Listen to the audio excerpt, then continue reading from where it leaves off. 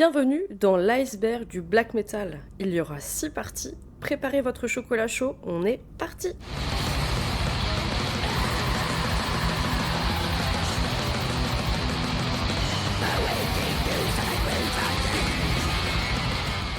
Pour ceux qui ne connaissent pas le principe de l'iceberg, en gros, on commence par les sujets les plus accessibles pour aller tout en bas, jusqu'aux cas les plus extrêmes. Je propose un iceberg qui mélange musique et affaires diverses et variées. J'ai plusieurs choses à vous dire. Tout d'abord, je vous remercie pour votre soutien, ça m'a fait énormément plaisir. Ensuite, je vais préciser quelque chose de très important pour ce segment et pour ceux à venir. On va arriver sur des groupes qui ont peut-être ou souvent un lien avec le NSBM. Donc pour ceux qui connaissent pas, c'est le National Socialist Black Metal. Certains membres ont parfois joué dans des groupes qui y sont affiliés. Je ne vais pas passer mon temps à le dire, vous irez faire votre enquête par vous-même. Je le préciserai si le groupe l'est explicitement. Deuxième chose, je dirais navet au lieu de nazi, pour éviter la censure YouTube, puisque je risque de le répéter plusieurs fois tout au long de l'iceberg. Et je vais vous éviter des bips qui risquent de vous casser les oreilles. Cette partie est consacrée aux eaux claires. J'ai trouvé un schéma récurrent en tournant cette vidéo, le satanisme, même si tous les groupes ne le sont pas forcément.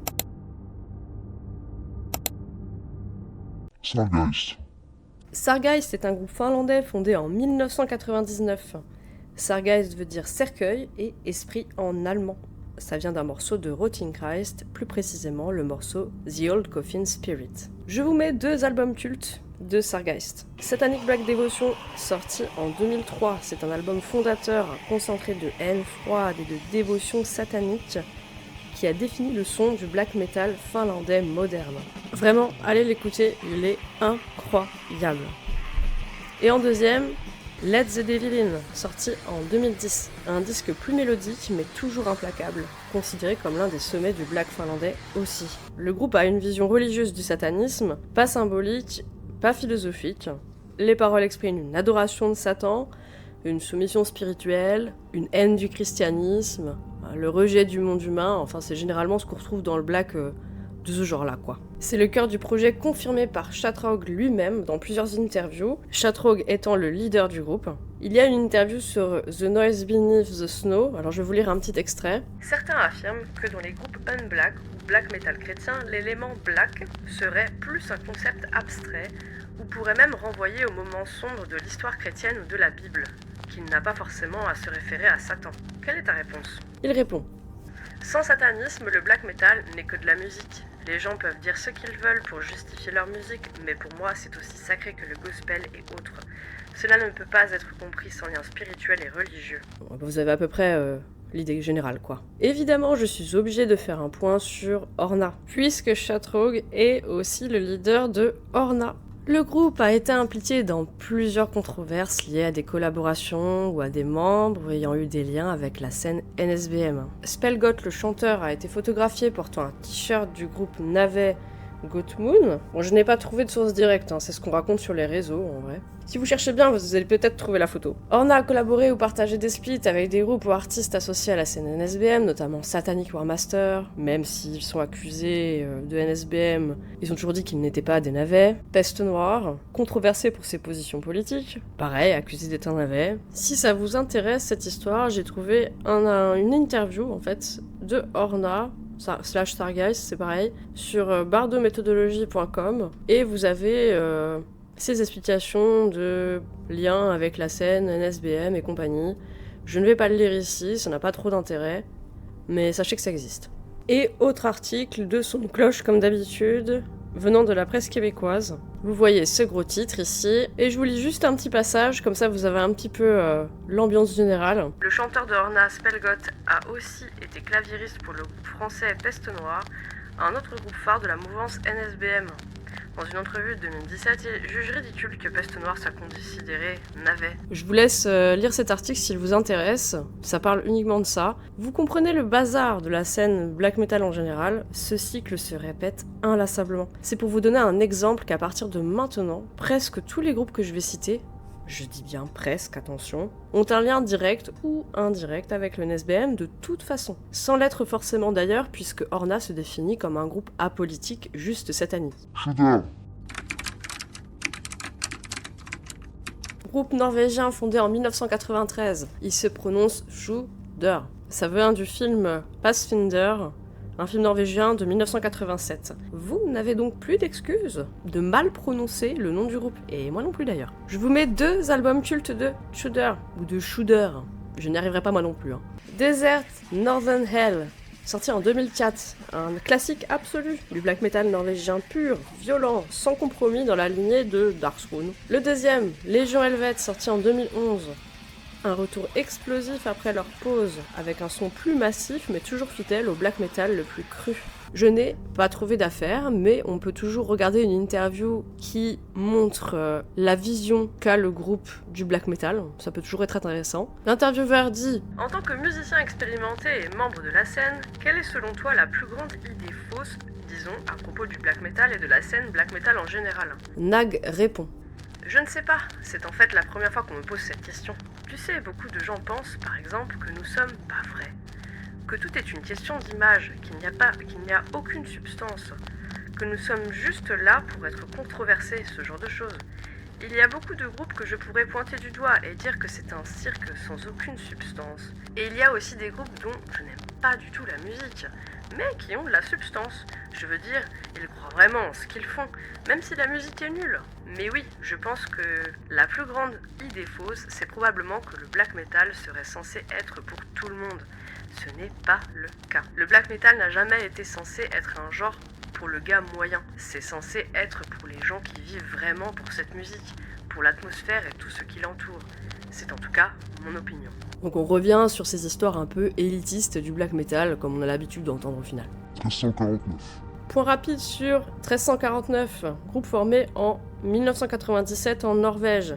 Oh, il y a Frost dedans, vous vous souvenez, Satyricon. Le nom est inspiré de la peste noire. Je vous mets 3 albums cultes cette fois. Libération, sorti en 2003, leur premier album, un déferlement de black metal pur qui les place immédiatement dans la scène norvégienne. Le deuxième, Beyond the Apocalypse, sorti en 2004, encore plus violent et chaotique, considéré comme l'un des sommets du black metal brutal des années 2000.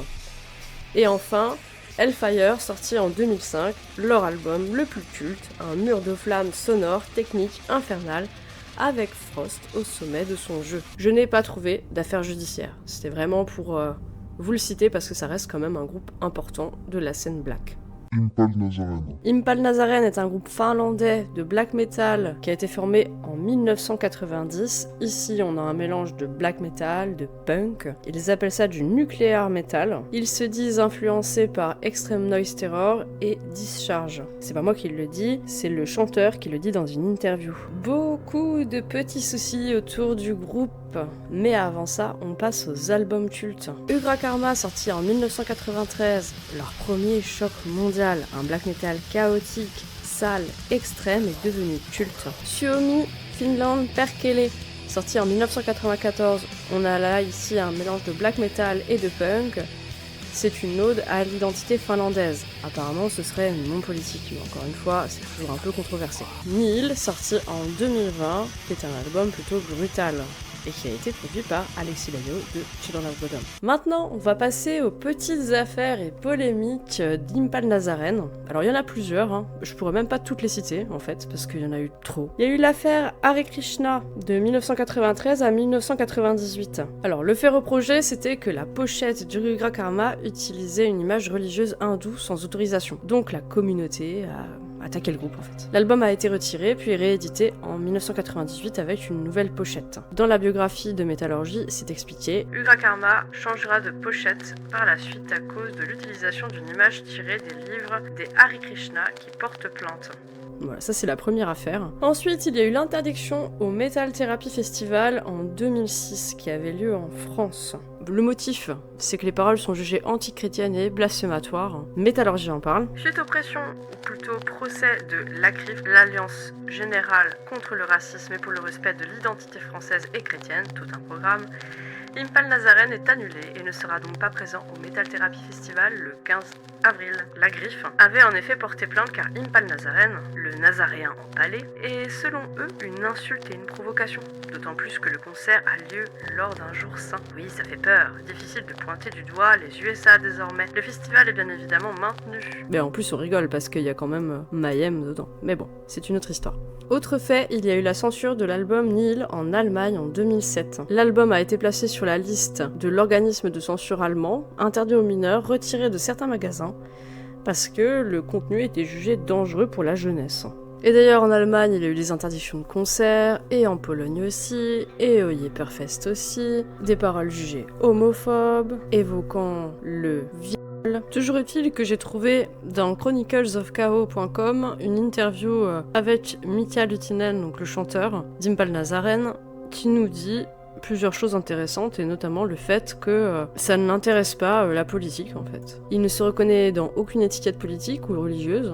Il se définit plutôt comme nihiliste, et il en a marre de parler de ça aussi. Il se considère un petit peu anti-tout. Pensez ce que vous voulez d'Impal Nazaren, en tout cas, c'est un groupe qui a de nombreuses controverses. Après, de quel bord ils sont, peu importe, au final. Allez écouter la musique. Il y a quand même un fait rigolo, le groupe inclut au moins un morceau avec le mot goat, donc chèvre. En fait, dans chaque album, il y a un titre. Lutinen considère cela comme une marque de fabrique. Par exemple, le premier EP s'appelle Goat Perversion, et les goat songs sont véritablement outrancières, donc Satan, chèvre, etc. Provocation quoi. Ce sont des morceaux qui sont faits pour être sales, extrêmes, absurdes. On retrouve Goat Perversion sur cet album-là. On retrouve toujours une occurrence à goat. En fait, si vous cherchez dans chaque album de Impal Nazaren, il y aura forcément quelque chose avec goat dedans. Parfaite transition ici, on reste en Finlande et avec les chèvres.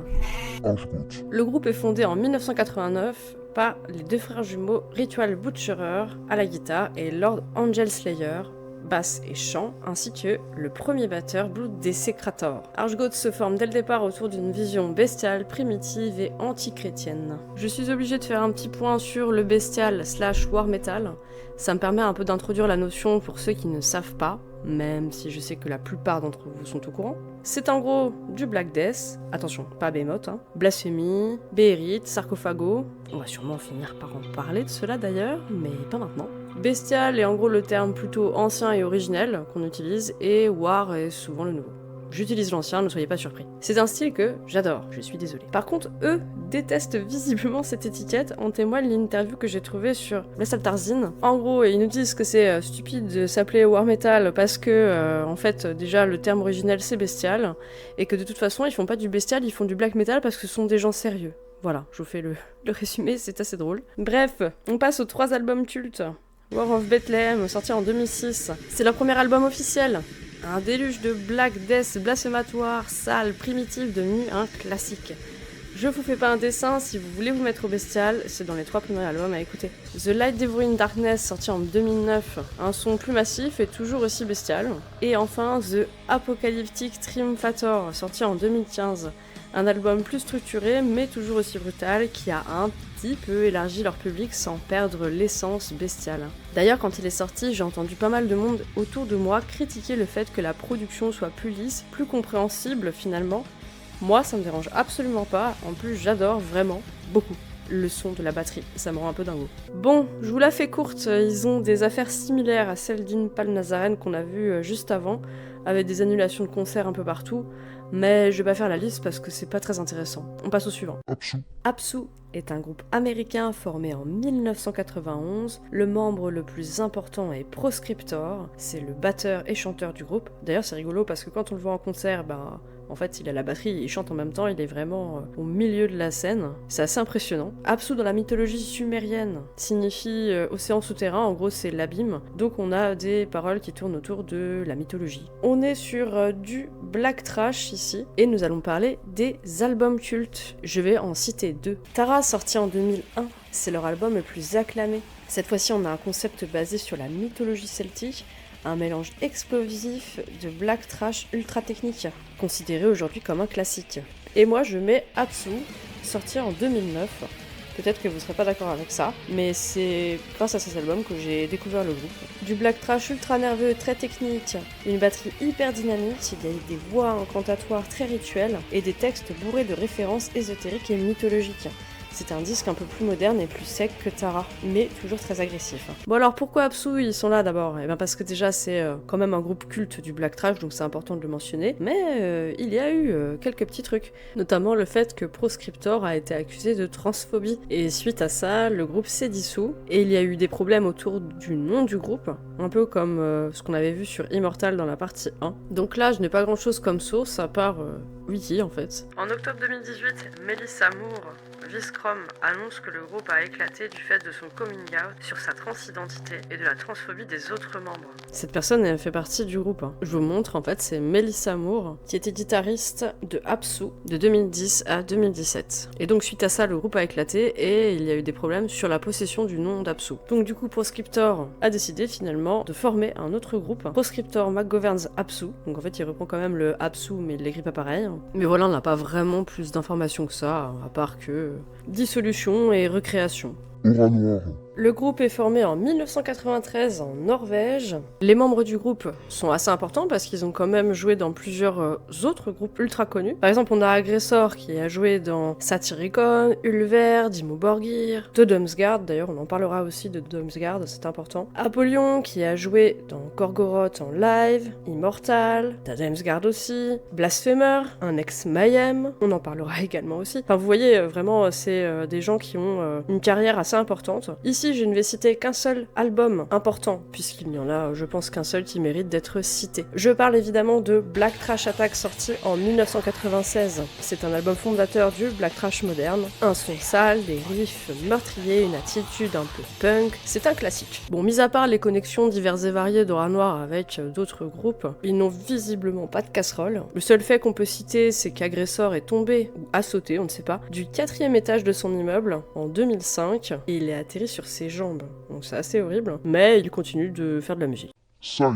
Sai est un groupe japonais fondé en 1989 à Tokyo par Mirai Kawashima, Satoshi Fujinami et Kazuki Ozeki. Il commence comme un groupe de black metal primitif influencé par Basuri et Venom. Leur première démo attire l'attention d'Euronymous, de Mayhem, qui les signe sur Deathlike Silence Productions, juste avant sa mort.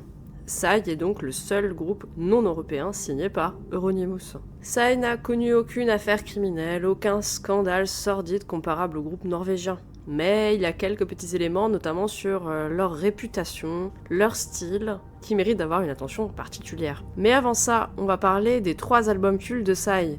Et attention, je vous vois venir, je sais qu'il y a une énorme discographie sur Sai, vous ne serez sûrement pas d'accord avec ça. Scorn Defeat, sorti en 1993. C'est leur premier album, sorti sur Deathlike Silence, comme je l'ai mentionné avant, sur le label d'Euronymous.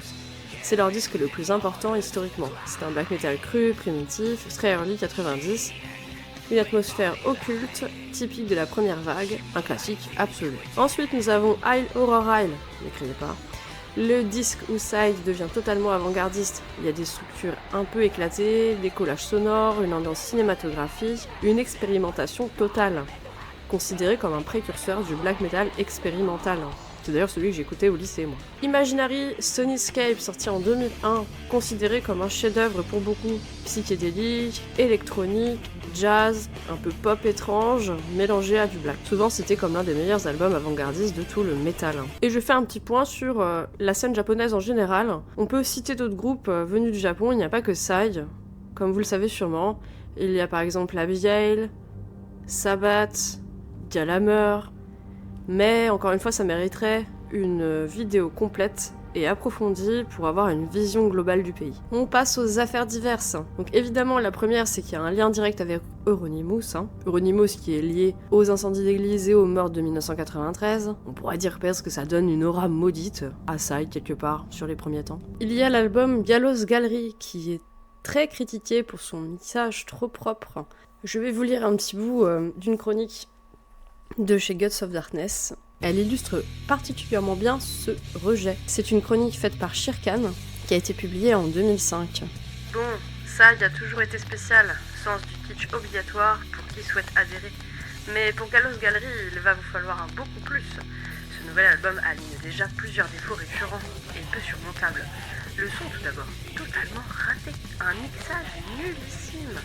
Les guitares ils sont surcompressées sans doute pour plus de lourdeur, résultat, bon temple des ténèbres. La batterie est en plastique. Enfin non, la grosse caisse est sans doute un alliage savant de caoutchouc et de chamallow.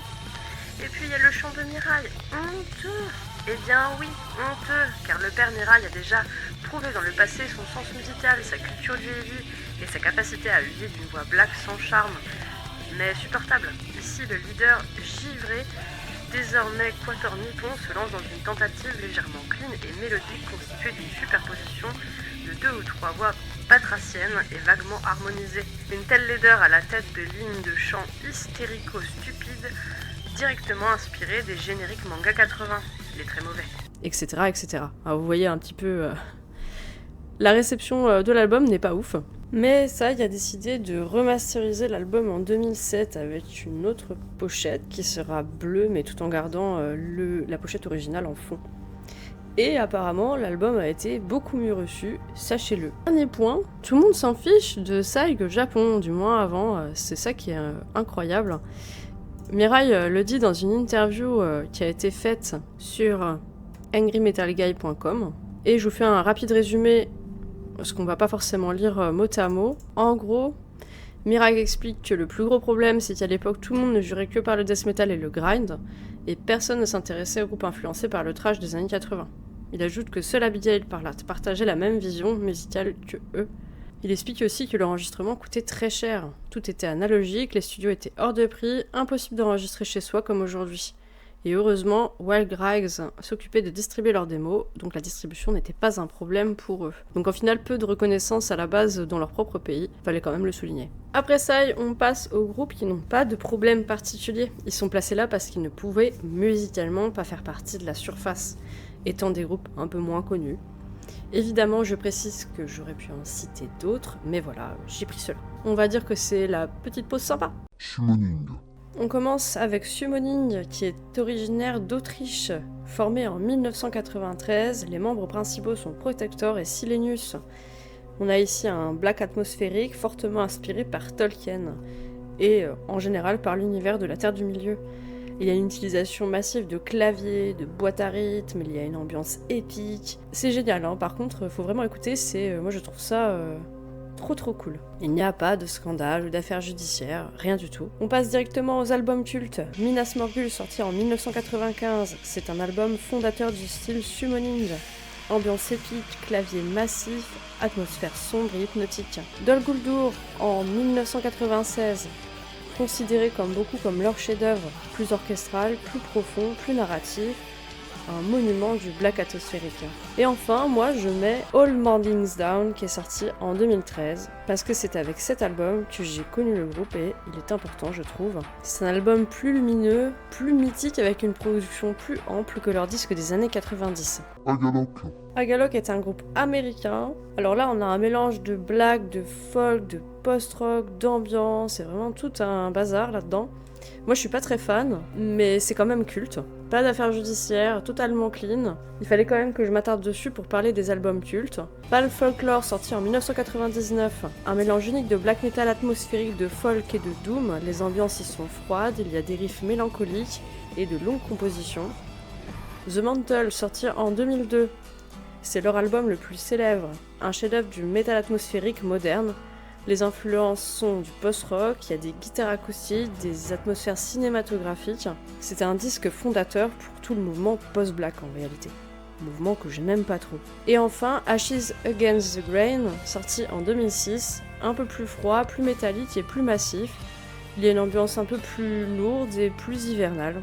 Alceste. Et oui, Alceste pour la France, également parce que Neige a amené quelque chose de nouveau en France. D'ici en fait. Alceste a été formé en 1999 par Neige. Là on a clairement du shoegaze et du post-black mélangé. Les albums cultes sont Écailles de lune sorti en 2010, c'est un album fondateur du post-black moderne. Le morceau Écailles de lune partie 2 est considéré comme un classique absolu. L'ambiance y est nocturne, onirique et mélancolique. Nous avons Les Voyages de l'âme en 2012, c'est un album lumineux, aérien, presque céleste. Plus dream pop, moins black metal. Très accessible et souvent recommandé pour découvrir Alceste. C'est un des sommets de leur carrière. Et enfin, Souvenir d'un autre monde qui est sorti en 2007. c'est du black gaze. Alors pour le coup, j'ai connu le groupe avec Souvenir d'un autre monde, donc c'est le seul que j'aime bien en réalité. Je ne vais pas rappeler les liens d'Alceste et de Peste Noire, ça ne sert absolument à rien, c'est juste anecdotique. Darken Nocturne Slaughtercult. Et oui, vous vous demandez peut-être ce que ça fait là, mais je trouve que quand même c'est un groupe important parce qu'il y a une femme. Moi j'ai beaucoup écouté. J'aurais pu en citer d'autres comme Opera 9 ou Astarté, concernant les femmes. Mais pareil, ça mériterait presque une vidéo aussi à part sur soit les femmes dans le black metal, soit les femmes dans le metal en général. Je sais pas, il y a quelque chose à faire avec ça.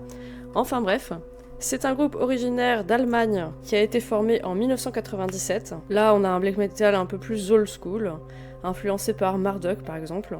Apparemment, Omniellar utiliserait du sang réel lors de ses concerts. Bon, c'est vrai que quand on est au premier rang, c'est un peu compliqué. Hein. Les albums cultes. Follow the Call for Battle, sorti en 2001, premier album, déjà un classique du black metal allemand, rapide et sans compromis. Nocturnal March, sorti en 2004, plus abouti, plus violent, plus rituel. Saldorian Spell, sorti en 2009, leur album le plus culte, une production froide avec une intensité maximale. J'adore cet album. Véhémence. Ah, Véhémence, incroyable découverte de mon côté. Groupe français formé en 2014. Là, on a plus du black metal médiéval, mélodique, avec quelque chose d'épique, de presque chevaleresque. Je vais citer 2 albums pour le coup. Par le sang versé, sorti en 2019, l'album qui les a révélés. Des riffs héroïques, des refrains épiques, une ambiance chevaleresque considérée comme un classique instantané. Et c'est vrai que je suis sûre qu'on en parlera encore des années plus tard et des décennies plus tard. Ordalie, sorti en 2022, encore plus abouti, plus mélodique, plus grandiose. Une production implacable, des compositions épiques. Kektarak, originaire d'Ukraine, formé en 2018, c'est un mélange de black metal dépressif, de dark ambiant, de passages acoustiques. Il a souvent une atmosphère nocturne et romantique. C'est un projet solo aussi. On peut citer comme influence Burzum, Life Lover ou encore Hamster pour les passages un peu plus doux. Et je ne citerai qu'un seul album, Pale Swordman, sorti en 2021, mélodique, narratif, très apprécié dans la scène DSBM. Moi je trouve que c'était important de le mentionner parce que il y a une espèce de retour aux sources ces dernières années, et ça fait du bien. Et voilà, c'était la fin de la parenthèse sympa.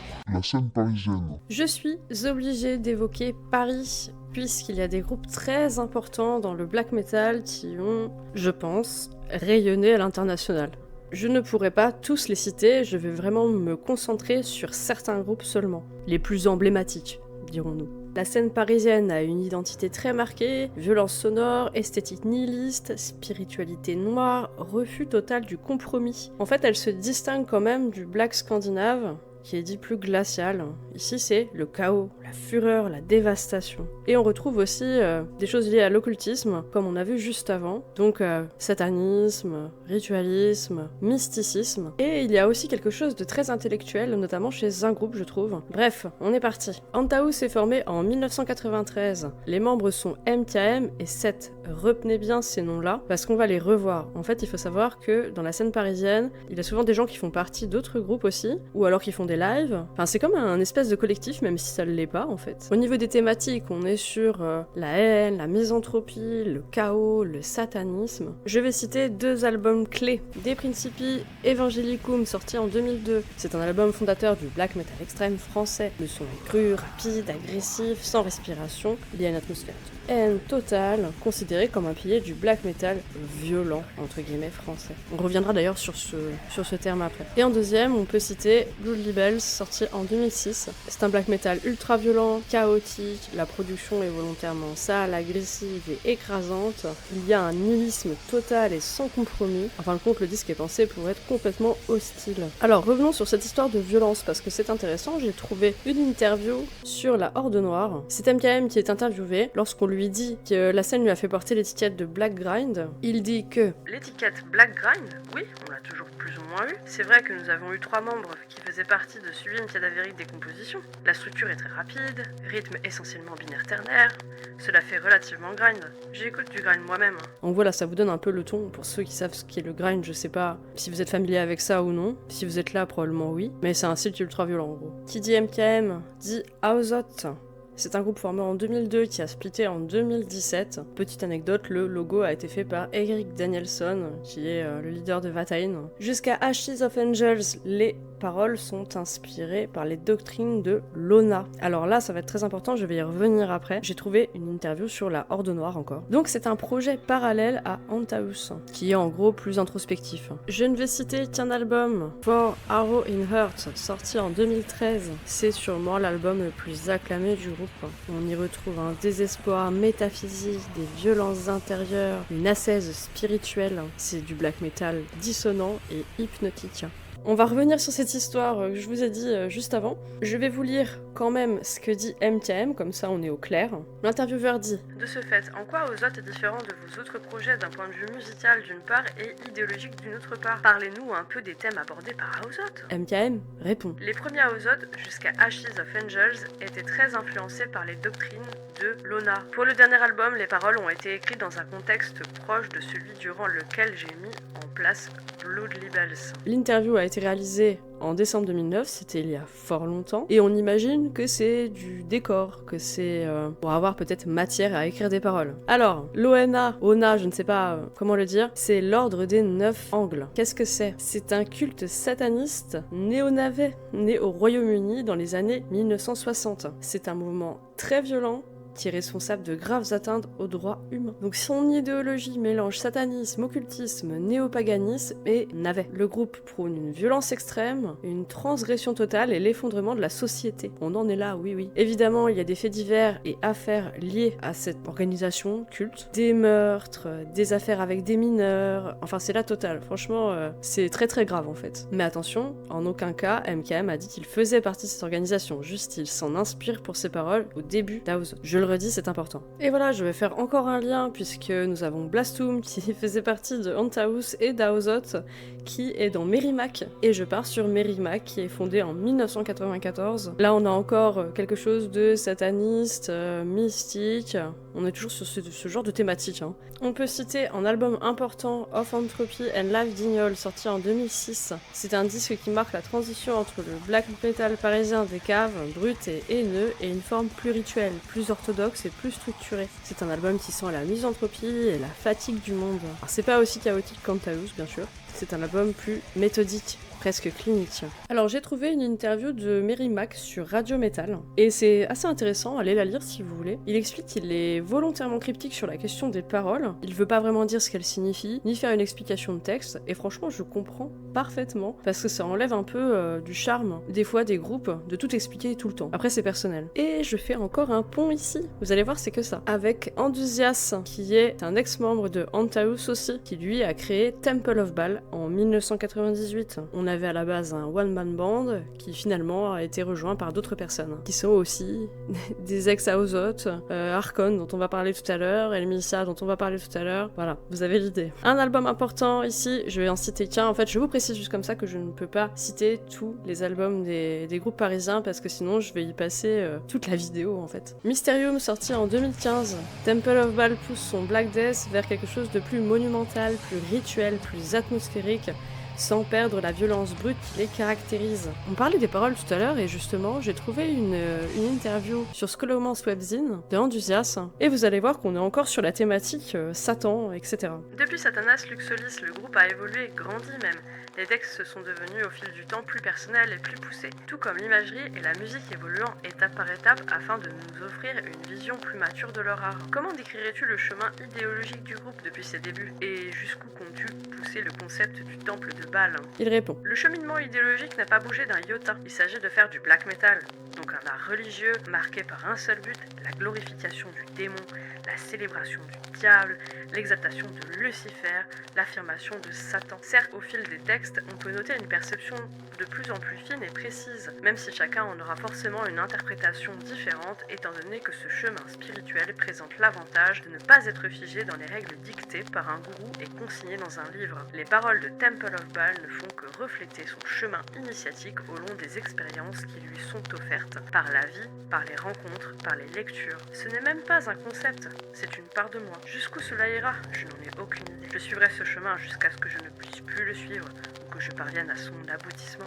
quel qu'il qu'il soit. Après, il explique quand même que on est toujours autour de ces thématiques-là, mais il est quand même cryptique, comme Mary Mac en fait. Et encore un petit pont, puisque Scoom, qui est dans Temple of Baal, est aussi dans Archon Infostus. Donc c'est un groupe qui a été formé en 1997 et là on a vraiment du Black Death. 2 albums ici. Feels Catalyst sorti en 2003, on a du Black Death très agressif, marqué par Belphegor par exemple. La batterie est martiale, il y a une ambiance sadiste. Archon, il y a quand même des thématiques liées à la pornographie. Le son est très sec et abrasif, de la haine, de la chair et de la violence. Et mon préféré, Orthodoxine de 2007, plus profond, plus noir, plus rituel, mais sans perdre pour autant la brutalité. On a quelque chose de plus dissonant, plus complexe et plus travaillé. Petite mention spéciale pour La Particule de Dieu, j'adore. Il y a une interview encore sur Radio Metal de Archon Infostus avec Deja Deviant. En fait, on lui demande en quoi le satanisme est important dans sa vie et dans la vie des autres membres et comment ça se traduit. Il dit: dans la vie de tous les jours, cela se ressent dans la façon de penser, dans tes réactions, bref, dans tout. Pour nous, Satan est partout et nous entoure. Il est dans chacun de nous-mêmes, et Archon Infostus est juste quelque chose qui cherche à montrer où est Satan. Nous souhaitons juste faire comprendre ça aux gens.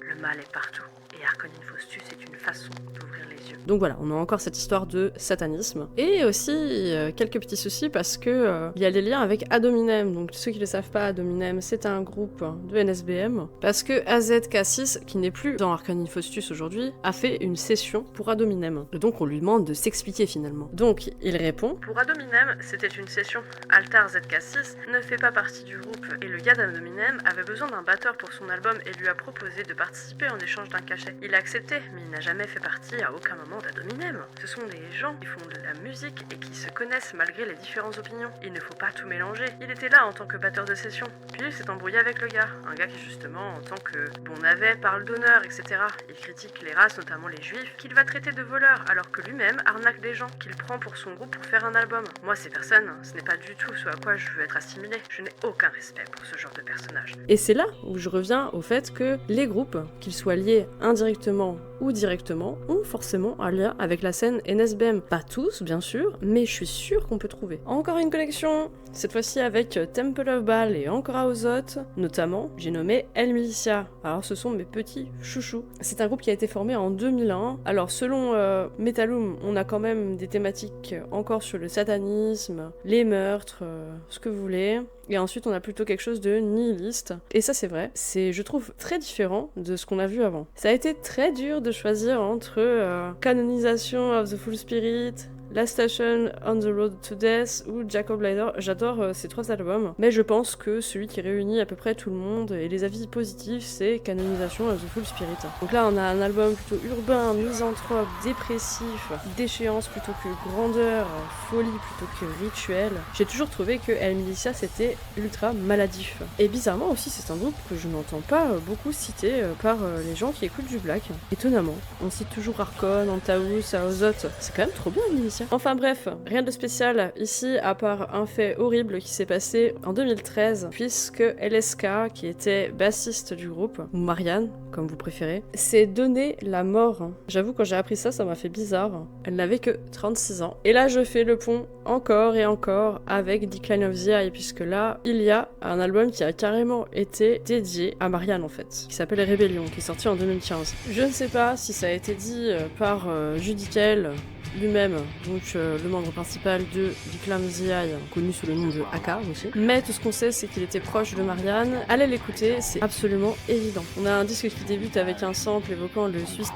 Ensuite, on a ce soir-là, plus que jamais, le fantôme de Marianne était présent, etc., etc. Donc c'est très triste, même si je n'ai pas trop aimé l'album personnellement. Je préfère largement Inhibition, qui est absolument incroyable, avec son sample de la maman et de la putain. Je replace dans le contexte, l'album est sorti en 2012, donc en fait on est en pleine ascension quand même du post-black, du moins il arrive jusqu'en France. Et moi je croyais que c'était ça le post-black, que ça allait être vraiment ça, que ça allait être plein de samples, plein de drum and bass, d'électro, de spoken word, quelque chose de vraiment nouveau quoi. Eh bien non, je m'étais trompée. Decline of the Eye est vraiment un ovni. Metallum nous dit: le projet a développé une trilogie conceptuelle inspirée des expériences comportementales et du neurobiologiste français Henri Labourite sur les rats, en particulier celles liées à l'agressivité. Chacun des trois premiers albums constitue ainsi une étape spécifique, explorant un pan différent à travers des matériaux très variés, mais unifiés par un concept central. Après cette trilogie, le projet a commencé à s'orienter vers les écrits du philosophe, théologien, poète et critique social danois Kierkegaard. Voilà pourquoi je vous ai dit que c'était les intellos du lot, sans vouloir dénigrer les autres bien évidemment. On en a fini avec la scène parisienne. On passe à autre chose. Les Légions Noires. C'est un collectif culte autour de plusieurs groupes de black metal comme Mutilation, La Tépesse, Torgeist, Belkêtre, qui s'est construit en miroir avec la scène norvégienne, comme un genre de réponse si vous voulez. Alors ils sont placés ici parce qu'on tombe très rapidement dessus lorsqu'on cherche du black metal, et aussi parce que je n'ai trouvé aucune casserole les concernant. Beaucoup d'avis divergent à propos des Légions Noires. Certains disent « c'est incroyable, c'est vraiment du génie », pendant que d'autres clament haut et fort « c'est nul, c'est enregistré avec les pieds, comment tu peux écouter ça ?» Bon, la vérité est un peu entre les deux, je sais pas pour vous. Ménac de Mutilation, dans une interview, garde d'ailleurs le mystère autour de ce collectif. En fait, ce flou attribué aux Légions Noires leur donne une aura mythique et légendaire. Ici, je ne citerai que le split de Vlad Tepes et de Belkêtre, March to Black Holocaust. C'est un black metal fiévreux où Vlad Tepes érige des riffs triomphants et mélodiques sur fond de saturation crue. Ensuite, le split bascule dans l'abîme avec Belkêtre dont les vocaux torturés et l'atmosphère poisseuse incarnent une haine glaciale. Perso, je préfère la partie avec Vlad Tepes. Mutilation. Je fais directement le lien avec Mutilation ici. Mutilation est formée en 1991. On a des thématiques autour des vampires, du satanisme, du de la dépression, de la mélancolie. Ça a été fondé par Ménac. Alors les albums cultes, ça a été très difficile de choisir. Finalement, j'ai coupé la poire en deux. J'en ai pris un vieux et un récent. Black Millennium, c'est la solitude, la haine, la décadence. L'album suinte la misanthropie. La production est étouffante. Et pour le récent, j'ai pris Black Metal Tulle qui est sorti en 2024. On est sur la ligne des albums précédents, mais la production est un peu plus clean. Toujours aussi cool. D'ailleurs, Ménac a un jeu de guitare et un son très particulier. On reconnaît vraiment Mutilation. Et quelque part c'est un peu du génie, c'est pas si courant que ça. À part ça, rien de spécial à son sujet, ou à leur sujet, puisqu'il y a un batteur maintenant depuis 2024. C'est un groupe culte français, il mérite donc sa place ici. Marduk. C'est un groupe suédois formé en 1990 par Morgan Håkansson et Rickard Kalm. Alors, vous dites Marduk, vous dites Marduk, je sais, c'est Marduk, mais on fait pas très bien les choses ici. Encore une fois, il y a des thématiques liées au satanisme, à l'antichristianisme, au blasphème, tout ce que vous voulez encore. Il y a beaucoup de choses à dire sur le groupe parce qu'il y a quelques soucis, mais d'abord les albums cultes. Eventual Burn, sorti en 1996. Marduk y mélange encore atmosphère culte et vitesse meurtrière, juste avant leur virage total vers la guerre sonore. Panzer Division Marduk, sorti en 1999. 30 minutes de blast pur, un manifeste de violence militarisée devenu un classique du black extrême. Those of the Unlight, sorti en 1993. Un Marduk plus sombre et vampirique, encore mid-tempo, avec une atmosphère nocturne qui restera unique dans leur discographie. Alors, ado, j'étais tombée sur un reportage sur M6, je sais pas si vous l'avez vu, c'était sur le black metal et le satanisme. Et franchement, j'ai eu envie de mourir quand j'ai vu ça. Et il y a Marduk dedans. Incroyable. Je vous laisse un petit extrait, c'est vraiment juste pour le plaisir. L'image omniprésente du diable et son symbole le pentagramme, le signe de ralliement des adorateurs de Satan. Tous ces objets sont utilisés dans les rites sataniques, car il s'agit d'une véritable religion. Plus de 1000 jeunes sont venus de la France entière pour assister au spectacle. Des musiciens en transe, avec le corps couvert de tatouages délirants, qui ont tous un point commun, la mort. Des paroles qui résonnent comme des slogans, d'autant qu'il y a bien d'autres références morbides. Bon nombre d'organisateurs de concerts, bon nombre de revues qui font l'apologie et la publicité de ces groupes ont une part de responsabilité. C'est pour moi une évidence. Une évidence pas pour tous, le groupe Marduk refuse toute responsabilité. Si tu n'es pas suffisamment mûr, si tu n'es pas assez intelligent pour faire la différence entre la musique et la réalité, alors dans ce cas-là, tu ne seras jamais capable de faire quoi que ce soit dans ta vie.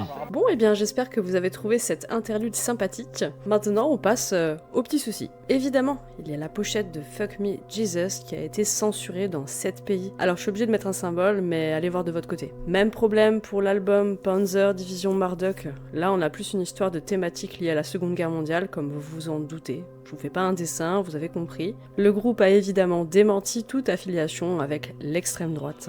Mais il y a eu licenciement du bassiste Joel Lindholm après avoir fait un geste déplacé, disons, en 2023. Lors du festival Incineration Fest à Londres, évidemment le groupe l'a renvoyé immédiatement en qualifiant cet acte d'intolérable. Vous avez un article sur Metal Zone, si vous voulez le lire. Et j'ai trouvé aussi une interview de Morgan au sujet de l'album Victoria sur radiometal.com, où il répond à des questions sur le sujet en gros, parce qu'ils sont souvent accusés d'être proches de l'extrême droite, parce qu'ils utilisent des imageries de la Seconde Guerre mondiale. Et voilà, nous avons terminé la deuxième partie de cet iceberg. J'espère que cette vidéo vous aura plu et que vous avez découvert des albums ou des groupes. Et pour ceux qui connaissent déjà le genre, peut-être que vous allez réécouter un album que vous aviez perdu de vue depuis longtemps. En tout cas, la prochaine fois, on s'attaque à la partie 3 de l'iceberg consacrée aux profondeurs. On y traitera des groupes moins connus ou moins accessibles et quelques affaires. J'espère que vous serez au rendez-vous et pour ça, vous pouvez vous abonner pour ne rien manquer. Merci, à la prochaine!